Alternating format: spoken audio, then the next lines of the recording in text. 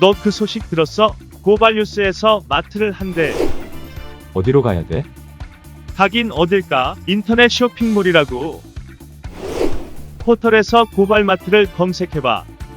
어마어마하게 많은 제품들이 은하계 최저가로 공급되고 있어. 고발마트 함께 해주시면 정말 감사하겠습니다. 고발마트에서 만나요.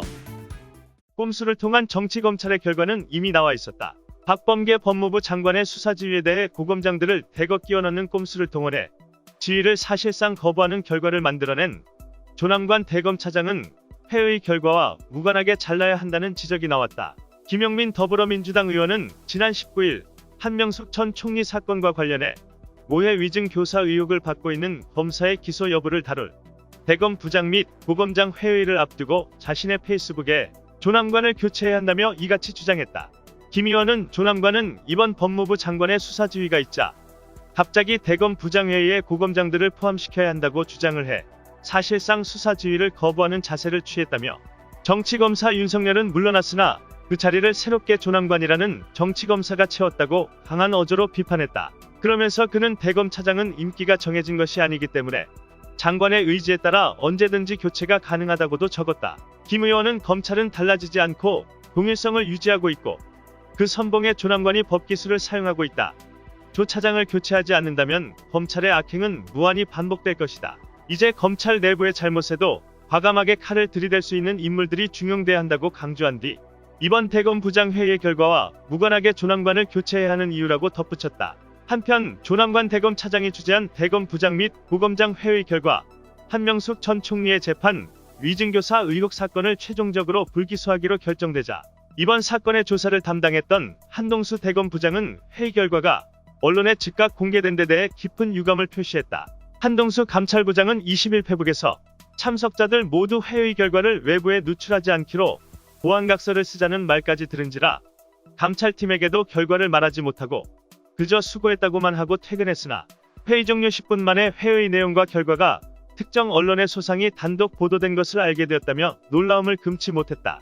한동수 부장은 채널A 사건 당시에도 내밀한 감찰 정보가 특정 언론에 보도되어 깜짝 놀랐던 기억이 떠올랐다며 감찰부장으로서 고검장 등 고위 검찰 공무원 회의에서 법과 규정이 준수되지 않는 상황을 목도하고 보니 성실하게 윤리 규정을 지키고 있는 일선 검찰 공무원과 국민들께 검찰 직무의 바탕이 공정과 정의라고 말씀드릴 수 있을지 참으로 민망하고 안타까웠습니다고 털어놨다.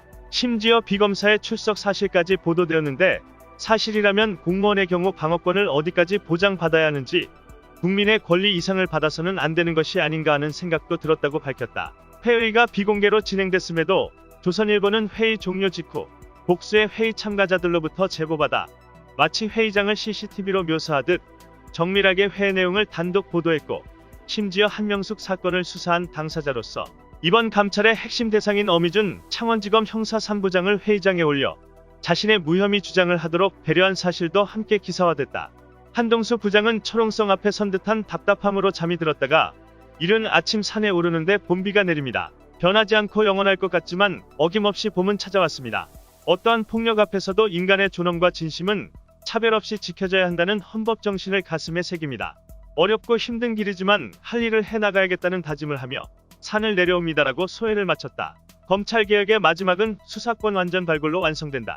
4월 중 법안 발의, 6월 중 법안 통과, 민주당은 약속을 지켜야 할 것이다. 이상 뉴스 검색이었습니다. 구독과 좋아요 부탁드립니다.